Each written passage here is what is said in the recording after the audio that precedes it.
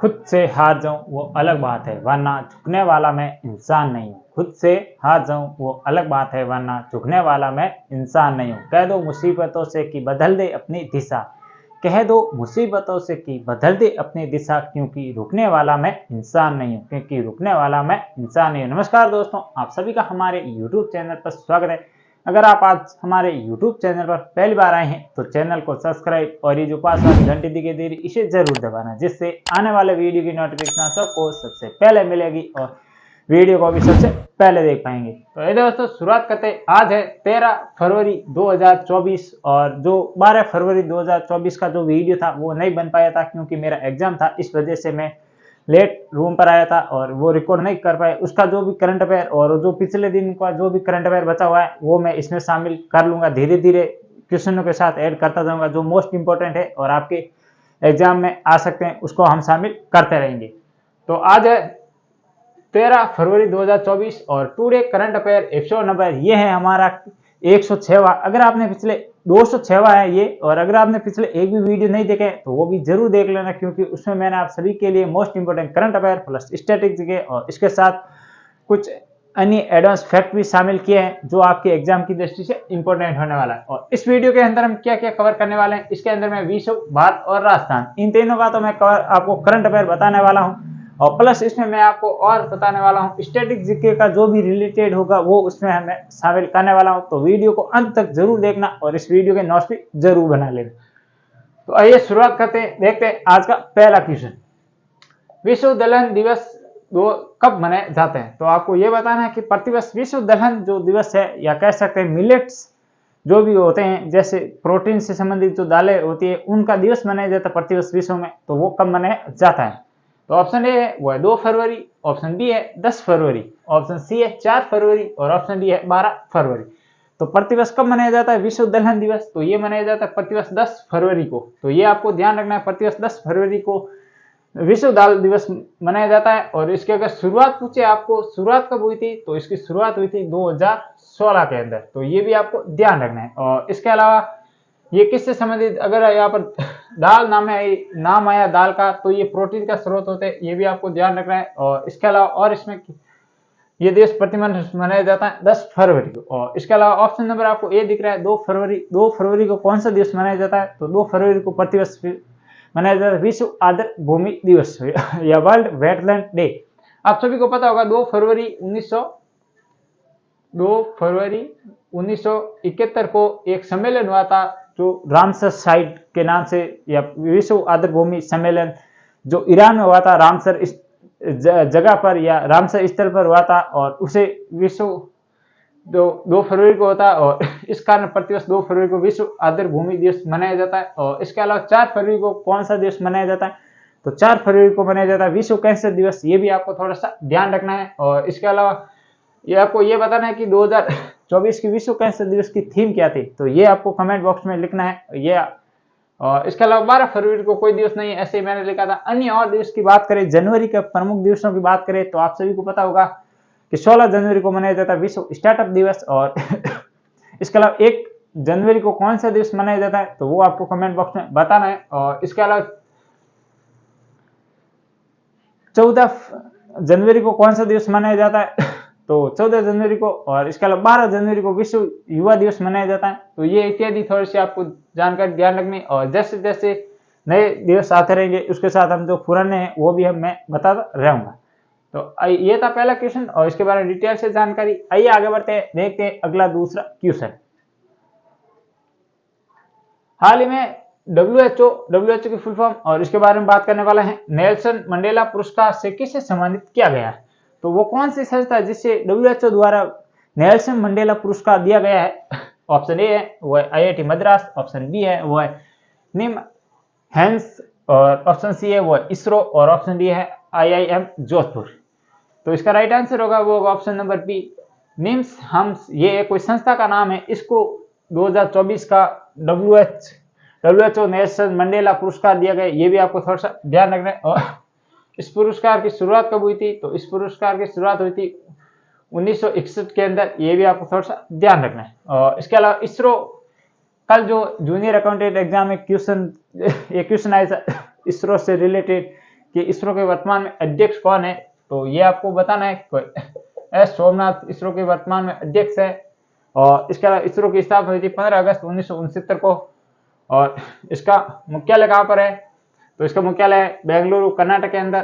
तो ये इतना ध्यान रखना है। और चंद्रयान के बारे में आपको ध्यान रखना है क्योंकि वहां से क्वेश्चन आ सकते हैं। और इसके अलावा IIM ये कहाँ पर स्थित है, ये जोधपुर में देश का दूसरा और राजस्थान का पहला एम्स है जो ये जोधपुर में, ये भी ध्यान रखना। एम्स IIM AIM तो ये आपको ध्यान रखना है एम्स।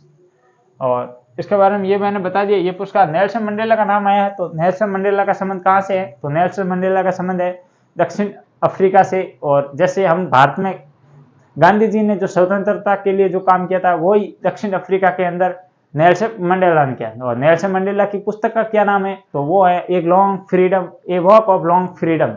तो ये इनकी पुस्तक का नाम है। और इनकी जयंती प्रतिवर्ष कब मनाई जाती है, तो ये मनाई जाती है 18 जुलाई को। तो ये इतना आपको नेल्सन मंडेला के बारे में ध्यान रखना है और इतना इस पुरस्कार के बारे में ध्यान रखना है।